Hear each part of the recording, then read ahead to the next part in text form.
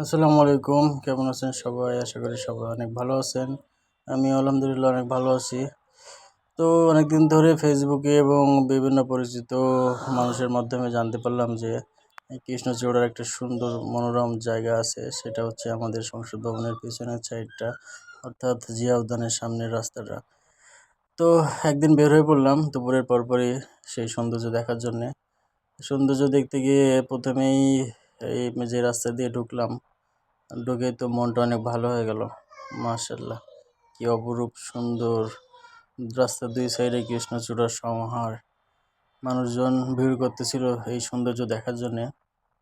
তো দুপুরের পরপরই ছিল বলে বেশি মানুষের সমাগম এখানে ছিল না।